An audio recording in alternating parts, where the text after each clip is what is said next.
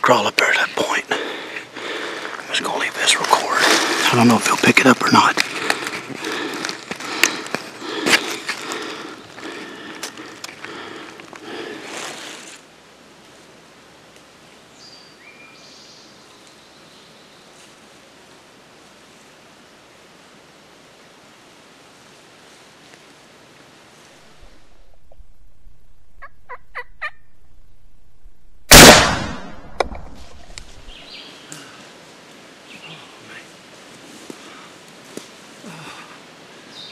Holy cow. Look what spurs on that thing. I don't know if y'all can see or not. Strut zone gobblers. We love them, we hate them. We love them for the fact they teach us a lot about turkey hunting, but we hate them because they can be some of the toughest turkeys on the planet to hunt. Now when we talk about strut zones, we're talking about a breeding ground. We're talking about a common ground, I call it. A place where a gobbler goes up in the day. Sometimes he gets there about 9, 10 o'clock. Not always. Sometimes he gets there earlier. Sometimes I've seen him get there in the evening, if you can hunt in the evenings in your state. But he gets there up in the day sometime, and he'll stay there for sometimes the rest of the day or a long time. He'll strut, and sometimes he'll gobble on and off, and he's just there in his common ground or his breeding ground. And that's where he's picking up his hens at. Well, especially in open farmland, you know, when you get into your Nebraskas and your Illinois, your Iowas, a lot of your open farmland, Kansas, where it's just really tough to move on turkeys. You know, I've always said that I think that's some of the hardest turkeys on the planet to hunt. Them eastern turkeys that is in that type of country. And I know everybody wants to think that their turkeys are the hardest to hunt because it makes us feel good when we get defeated. You know, a lot of the southern guys, the deep south guys, they'll say we got the hardest turkeys to hunt. Then some of the northeast guys, they'll say, well, we got the hardest turkeys to hunt. Guys around here, well, we got the hardest turkeys to hunt. And then you have some Florida guys, oh, we got the hardest. Everybody wants to think their turkeys is the hardest turkeys to hunt. But in truth, they're all hard to hunt because of the terrain that they live in and how you got to hunt them. So they can all be tough. They're all a tough bird to hunt. But I think still to this day, some of the hardest turkeys to hunt is them open prairies, open flat ground, open hardwoods, big ag fields, field turkeys, or open wood turkeys where you just don't have the mobility to move around like you do here, say in the mountains, or around here in some of the eastern hardwoods where you can crawl around, slip around, and have the mobility to slip around sometimes and get in his bubble. You can't do that sometimes in these big open countries. So what do when you're faced with a gobbler that you just can't move on? You just can't get anything. You just can't get close enough to him. You can't move anymore. But yeah, you'll hear guys like me, and you'll see these other guys moving on these turkeys. You're like, man, I just feel left out because I can't do that. Well, here's how you hunt them. Here's how you hunt them type gobblers that you just can't move on. Whether it's in the mountains like this, or a lot of times in them open situations, in them open hardwoods. When they get into these strut zones and they get into these grounds and you find a turkey, and sometimes you'll find a turkey that does this 3, 4, 5 days in a row. He'll get in a certain area and he'll gobble, and he'll gobble a few times, and he's just there. But you can't move close enough. Well, here's what you do. Let him win the battle. You ever heard the old expression, you know, you may win the battle but you won't win the war? Let him win the battle. I've actually walked away from these turkeys many times. Leave them gobbling. You're like, oh man, walk away, what are you talking about? You're walking away from a gobbling turkey? That's right, I'm walking away from him and I'm letting him win the battle. And I'm going to mark where he's doing all that gobbling at. Whether he's 70, 80, 100, 150, 200 yards away from me, I'm going to mark where he's at. And I'm going to go back in there the next day and I'm going to push in to where he was doing all that gobbling. And I'm going to be patient and I'm going to wait on him. Because the chances of that turkey coming back the next day goes way, way up high. Because that's his ground. That's his breeding ground.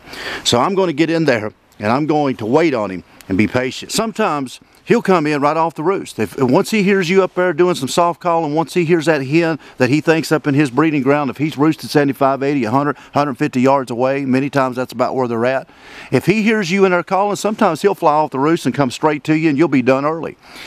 But a lot of times, it'll be a while before he gets there because he's just doing turkey stuff. You got to remember, he's on turkey time. He's flying down, he's strutting a little bit. And maybe if he's got hens right off the roost, he'll be with them for a little bit. He'll strut, he'll pick around, he'll feed around. He's just out there doing turkey things. But somewhere up in that day, somewhere up in that mid-morning or early afternoon, he's going to go to his common ground. He's going to go to that strut zone. And what you're going to do is you're going to be waiting there on him. Instead of hanging back here where he was at the day before, you're going to get in there and just wait on him. And I don't care if this turkey gobbles off the roost 100 yards away from you. I don't care if he's 100, 200 yards up on a hillside away from you. I'm not going to him. I'm going to sit right there. And you're like, man, you'd think you want to get up, get close to the roost, maybe get it. No, I'm going to sit right there in his common ground. I'm going to let him do his turkey things off the roost, and I'm going to sit there and wait and be patient. Sometimes you got to wait an hour. Sometimes I've sat as high as 4 or 5 hours waiting for a gobbler to come back into his breeding ground. But them's the days that I usually pack them out over my shoulder. So you're going to get on in there the next day and you're going to wait. And you're going to be patient and you're going to wait for him to come back in to that common ground. Now once I'm set up and I'm in position, I'm going to start calling, but I'm not going to call loud. I'm not going to get boisterous. I'm not going to cut and yelp and scream at this turkey just to get him to gobble off the roost. I'm going to call soft. I want to be that hen that's just moved into that area off the roost. I just want to be that hen that's moved into his common ground, just like hens do every day, and I'm going to call just like a hen that's content. So I'm going to do a lot of soft calling. Even if this turkey is up on the roost gobbling hard at me, I'm going to just be that hen out there that's just moved in. So here's the type calling that you want to do when you're set up in position.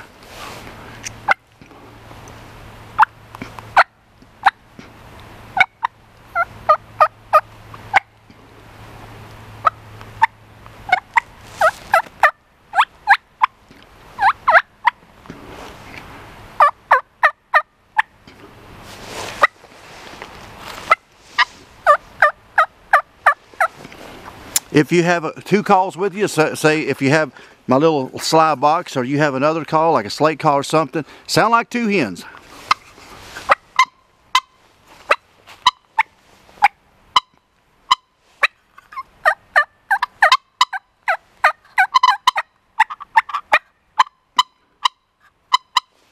That little soft calling, letting them think that them hens is up in there. Many, many times I've seen gobblers come in early and be done by 7 o'clock.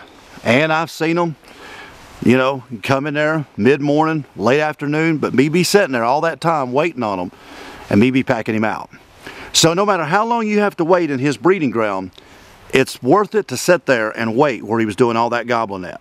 Something you want to train your ears for, especially in these strut grounds when you're in them, is spitting and drumming. I know a lot of us like to hear that gobbling.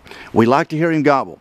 And sometimes he will gobble, and I have seen him gobble all the way in, to a strut ground.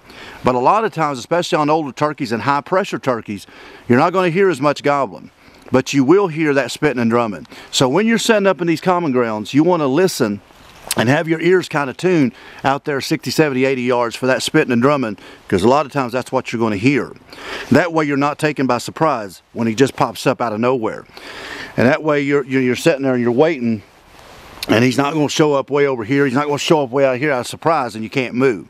So make sure you're tuning your ears in to listen for that spitting and drumming out there, especially in these strut grounds, because that's what he's doing most of the time. When you're setting up in these strut grounds, make sure that you're set up in a position where you can have good mobility all the way to your left and your right, where that turkey cannot get by you whatsoever. Where you can move with his head goes behind a tree, or his fan, his head's hid because of his strutting, and you wait till he turns around, that you can move just like this, or you can move all the way over here And a lot of times if you're set up and you've got stuff, you know, around you, you've got brush around you, you've got limbs around you, you've got sticks, you know, a lot of times they'll catch you by surprise and you'll have to watch them walk away. And man, that's really heartbreaking. Or you'll try to force movement and he'll see you and then he's out of there and you've done all that work for nothing. So make sure you set up, you know, against a good tree with nothing out in front of you and set still where you can have good mobility to your left and your right, where that gobbler cannot get around you without you being able to get a shot.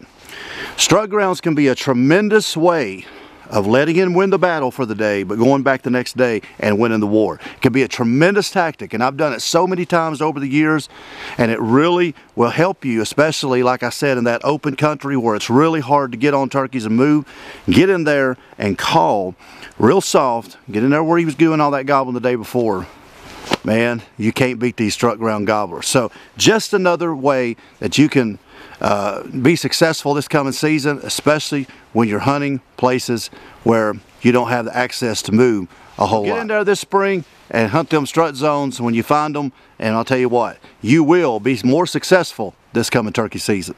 Thank you for viewing this video, and make sure to take time to hit that subscribe button and hit that bell notification so you'll be notified when Dale Outdoors uploads their videos every single week. We'll be bringing you educational videos like this one, and also when turkey season gets here, we'll be bringing you turkey hunts, so you don't want to miss any of it. Also, check out all of our great sponsors that helps us in the links below. Check out Tidewe.com where you can get a lot of great products over there. Just use that promo code DALE where you can get even a better percentage off through the promo code. Check out Stoeger shotguns, check out Spring Fever custom calls where you can get my signature line of Matt Dale OL SLY series of turkey calls. You don't want to miss out on any of it. And check out Konus Scopes and all the other great sponsors we have in the links below. We really appreciate you watching this video. Until the next one, you be safe out there and get that big old gobbler this coming spring.